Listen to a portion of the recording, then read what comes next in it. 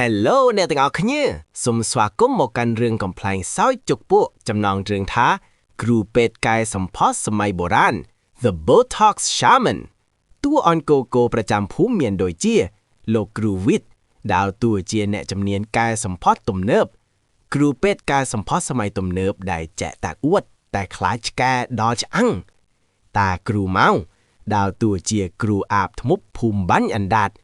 គ្រូអាបធ្មប់សាក់កញ្ច្រងដែលចូលចិត្តបោកលុយអ្នកភូមិដោយប្រែមុនអាគមសក់ស្អុយតាហែមដើរតួជាមេភូមិមុខជ្រួញមេភូមិដែលមុខជ្រួញដោយផ្លែស្មុកចង់បានមុខរលោងដោយកូនក្មេងដើម្បីឌឺស្រីនាងញ៉ែមដើរតួជាស្រីស្អាតប្រចាំភូមិឈួតសម្រស់កូនស្រីមេភូមិដែលឈួតនឹងសម្រស់ឃើញគ្រូពេទ្យសង្ហាក៏ចង់បានច្រមុះដួងភ្លាមត្រៀមក្រពះសอยទាំងអស់គ្នា Let's go តាហែមមេភូមិមុខជ្រួញដោយខោមិនតូនអ៊ុតអង្គុយមកកញ្ចក់មើលមុខខ្លួនឯងទាំងទឹកភ្នែកក៏ចង់ស្អាតដោយកំឡោះទើបជួលតាគ្រូម៉ៅមកសូត្រមន្តបកឃ្លុំមុខរហូតមាត់វាចអស់ហើយអ្នកភូមិឈើមើលហើយលួចសើចតែមិនហ៊ានបញ្ចេញសំឡេងខ្លាចមេភូមិដេញចាញ់ពីស្រុកលោកគ្រូពេទ្យវិទ្យកំពុងដើរអួតស្រីនៅភ្លូពេញស្រាប់តែជន់សម្បកជែកដួលផ្ងាជើងបាត់ស្មារតីពេលដឹងខ្លួនឡើងគាត់ឃើញខ្លួនឯងនៅកន្តាលវាលស្រែសម័យបុរាណដែលមានមនុស្សស្លៀកសំពត់ចុងក្បិនវិទ្យស្រែកថាអូហូក្រុមការងារថតរឿងបុរាណមែនទេសុំថតរូបមួយមើល idol អ្នកភូមិឃើញវិទ្យស្លៀកអាវពេទ្យពណ៌ស្ងរក៏ស្មានថាជាទេវតាធ្លាក់ពីលើមេឃមកជួយសង្គ្រោះតាគ្រូម៉ៅមិនសុខចិត្តក៏ដើរមកសូត្រមន្តដាក់វិទ្យតែវិទ្យបែរជាយកទូរស័ព្ទមកថតវីដេអូ license វិទ្យនិយាយថាជំរាបសួរ fan ថ្ងៃនេះខ្ញុំមកថតនៅកន្លែងដែលមានមនុស្សឈួតច្រើនណាស់បងប្អូនជួយ share ម្នាក់មួយផងវិដុកកៅស្អិតនិងឧបករណ៍ចោះក្រាសចេញពីកាបូបរួចប្រាប់មេភូមិថានេះជាបច្ចេកវិទ្យាទាញមុខស្បែកជ្រួញគាត់យកកាវមកបិទលើចិញ្ចើមតាហែមរួចទាញទៅលើរហូតភ្នែកតាហែមបើកលែងលួចអ្នកភូមិភ្ញាក់ផ្អើលយ៉ាងខ្លាំងហើយសរសើរថាទេវតាមកជួយទាញភ្នែកមេភូមិឲ្យដូចមន់ជល់ហើយតាគ្រូម៉ៅឃើញគេសរសើរពេទ្យវិទ្យក៏ស្ទុះមកដកដាវឈឺមកបុកវាក៏ក្នុងបំណងចង់កាត់សក់វិទ្យចោលវិទ្យភ័យពេកក៏ដកអាល់កុលបានសម្រាប់មេរោគបបីដឹកមុខតាគ្រូម៉ៅផាំងតាគ្រូម៉ៅស្រែកថាអូយទឹកមុនអីក៏ហាយមែនលោកអើយប្រហែលជាខ្ញុំមានបាបកម្មច្រើនពេកហើយវិទ្យបាញ់អាកុលពេញភូមិរួចប្រាប់អ្នកភូមិថានេះជាទឹកមុនផ្ដាច់ប្រលឹងមេរោគនរាមានស្នេហ៍មុខនិងជាប់ចិត្តនាងញ៉ែមឃើញវិទ្យសុហាពេកក៏រត់មកសុំឲ្យវិទ្យជួយធ្វើចំហឲ្យស្រួយដោយតួឯកស្រីកូរ៉េវិទ្យយកប្រដាប់គៀបខោអាវមកគៀបចំហនាងញ៉ែមរួចប្រាប់ថាចាំ4ម៉ោងទៀតនឹងស្អាតដូចទេពអប្សរហើយតាហែមដែលកំពុងជាប់កាវលើមុខចាប់ផ្ដាំងស្រែកថាហេតុអីបានជាមុខក្នុងតឹងដូចស្បែកស្គរអញ្ចឹងលោកគ្រូពេទ្យវិទ្យឆ្លើយទាំងញញឹមថានេះហើយបច្ចេកទេសបូតូកុកសម័យថ្មីលោកបងមិនបាច់បិទភ្នែកដេកក៏បានដែរតាគ្រូម៉ៅមិនព្រមចាញ់ក៏រត់ទៅយកទឹកស្អុយមកជែកដាក់វិទ្យតែវិទ្យគេចផុតទៅត្រឺមេភូមិពេញវិទ្យខឹងពេកក៏ដកពេលឡាសៀចេញមកបាញ់ពលឺពណ៌ក្រហមទៅលើមេឃនិងលើដីធ្វើឲ្យអ្នកភូមិភ័យញ័រពួកគេនឹកស្មានថាវិទ្យកំពុងប្រើមន្តអាគមភ្លើងពិសាចក៏នាំគ្នាដេកក្រាបសំពះសុំខមាទោតាគ្រូម៉ៅភ័យដល់ថ្នាក់នោមដាក់ខោព្រោះខ្លាចពលឺក្រហមបាញ់ចំក្បាលទំពាក់របស់គាត់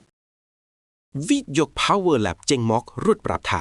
នេះជាប្រអប់មន្តអាគមឃុំប្រឡាំងចាំមើលខ្ញុំស្រូបវិញ្ញាណគ្រូម៉ៅដាក់ក្នុងនេះគាត់យកខ្សែសាកទូរស័ព្ទមកគ្រវីជុំវិញខ្លួនធ្វើឲ្យគ្រូម៉ៅភ័យរត់ជុំវិញភូមិស្រែកថាជួយផងទេវតាចង់ចាប់ប្រលឹងឃីមតាក្នុង10តកោកាហើយ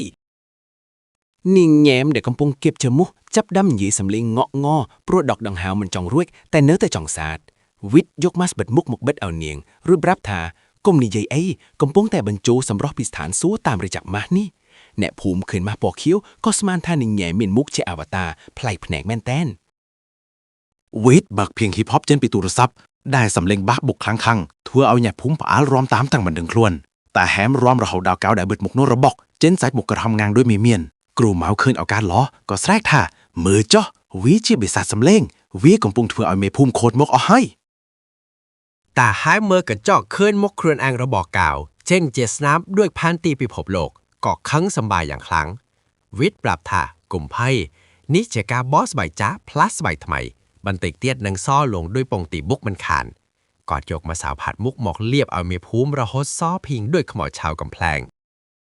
តាគ្រូមកព្យាយាមសូត្រមន្តហៅសត្វឃ្មុំមកខំវិតតែវិតបែរជាដាក់ទឹកអប់មកបាញ់ភីងភីងដាក់ឃ្មុំទាំងនោះសត្វឃ្មុំផ្អើលឃ្លានទឹកអប់ក៏ហោះទៅខំក្បាលទំពេករបស់គ្រូមកវិញរហូតហើមដូចផ្លែអូលឹកអ្នកភូមិសោយរហូតដួលផ្ងាជើងឃើញគ្រូមករត់ចោះទឹកត្រីដើម្បីគេចពីឃ្មុំវិតចាប់ផ្ដើមអត់ថ្មទូរស័ព្ទក៏ភ័យស្លិនស្លោខ្លាចបាត់បង់អំណាចវេទមន្តតែបោកគេមកពេញមួយថ្ងៃគាត់ប្រាប់តាហាមថាឥឡូវត្រូវធ្វើពិធីការសម្ផស្សឆ្នាំក្រោយដោយប្រើកាវបិទក្បាលដើម្បីឲ្យសក់ដួសលឿនគាត់យកស្កុតបិទគេស្ម័គ្របិទជុំវិញក្បាលតាហាមរហូតមើលទៅដូចមនុស្សយន្តអេចាយនាងញ៉ាំដកប្រដាប់គៀបច្រមុះចេញស្រាប់តែច្រមុះនាងក្រហមប៉ោងដោយផ្លែពេញពោះទុំនាងញុំស្រែកថាលោកគ្រូប៉ែតច្រមុះខ្ញុំខ្លាយជាច្រមុះជ្រូកបាត់ហើយធ្វើម៉េចនឹងបានប្តីទៅឥឡូវរឹងវិតឆ្លើយយ៉ាងរហ័សថាអូនេះជាម៉ូដថ្មីនៅប៉ារីគេហៅថាច្រមុះតុក្កតាជ្រូកឈូកតាហែមព្យាយាមបកស្កុតចេញពីក្បាលតាំងវាជាប់ខ្លាំងពេករហូតបកទាំងស្បែកក្បាលនិងសក់តិចតួចរបស់គាត់មកជាមួយគាត់ខឹងដល់កម្រិតកំពូលស្រែកបញ្ជាឲ្យកូនចៅចាប់វិតបោះចូលក្នុងទ្រុងមន់ភ្លាមវិតភ័យពេកក៏យកស្បៃមូសមកគ្របខ្លួនរួចប្រាប់ថាខ្ញុំកំពុងប្រើមន្តអាគមបំបាំងកាយកុំឲ្យជិតខ្ញុំអ្នកភូមិលែងជឿវិតទៀតហើយក៏នាំគ្នាកាន់ដំបងដេញវាយតែវិតបានយកកំប៉ុងហ្វូងកពុកមាត់មកបាញ់ពេញផ្លូវ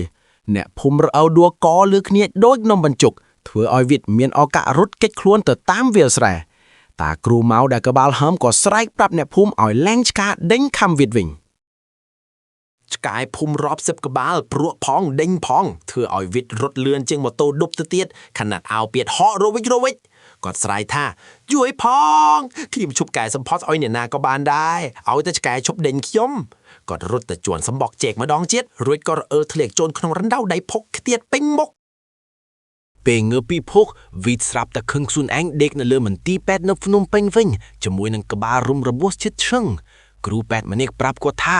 លោកគ្រូសន្លប់2ថ្ងៃហើយព្រោះតែរអើជន់សម្បកជែកបោកក្បាលនឹងថ្នល់